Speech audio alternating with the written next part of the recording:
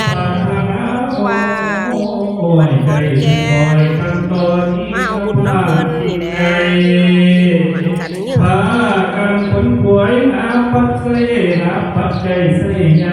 นไป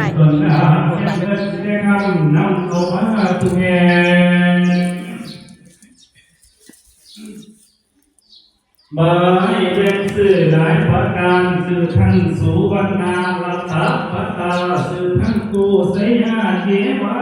ปิเขาสื่อทั้งวัดเท่าและคำพี่เศรษฐศาสตร์สัตตาตาราวัชีรวมกันกูตั้งหนาวแดงนักโสองผู้พันธิมาเอียงอาสนะอาตุเอียงเพียงสายสวสาพระพระพงษ์จังบริบาลเจตนาเป็นอันยิ่งยิ่งพร้อมกันมีวัตตาหุตกปงพระเสติพระพอดเทนามังกรสืบจุยอดแก่เจ้ามองนั้นให้เป็นสุเดชให้พระโพธิ์ให้แก่สุวรรณาลัตตาปัตตาให้เป็นสุเดชงานนามุสาวิโนสุติอัมพูวุจติที่ออกสามเดือนบ้านเกาะสีสาวัตถีนังเกษีพุทธเอกพุทธไมภาเกษ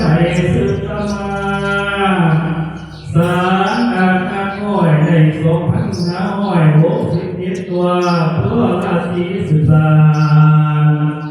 ย้อนจีกวันเดินตามเดินสีหันทองพ่อเนี่ยแต่คำอ่อมน้ำมาวันสุภาวันดีวันดีเทอนุตสโสบุตามาโยสิทธิโลลังนาโลเกมันตาลังอุดสีพีจักราพิธีเป็นโบกาธิมาของมันเขามาเศร้าพาไปใส่โซ่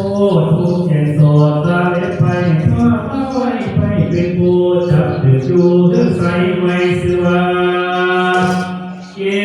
ติกาเป็นลูกใสสาอิทิพันทองข้าเขาคงเกี่ยวเสือพันสภาพาราศีเป็นผู้นี้เทียมโตเสียงที่โตสัมโพธิสุเทียมพระโหดทั้งเข้าโยกยังเข้าราศีสามกษัตริย์ทั้งนี้ภายในและภายนอกภายในมีสมเด็จอัครราชผู้เป็นเขาภายนอกมีโพหงเมวบันเมวเพื่อโพสู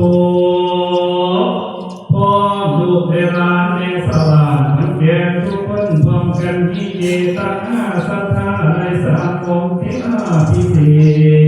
กมีคำปรารถนาโอ้ยได้เป็นซอยกันตอนนี้นะพานที่ไหนพากันคนป่วยอาปัจจัยศิลศาสตร์เป็นตัวงานยังขึ้นยามขึ้นแต่คำน้ำเข้ามาทุกแห่งบายเป็นสื่อหลายประการสื่อทั้งสุวรรณาลัตตาปัตตาสื่อทั้งกูสยาเทวาเป็นเขามีทั้งคนเฒ่าและทั้งเทพเศรษฐสัตตาละวัจีวงกันผู้ตัดอันแดงกันโง่ผู้พันธิมาเงียงอาสนะผู้เดียงเทียนสายขอสะอาดสันพระพงษ์กับบริขารเจตนาเป็นเยเจ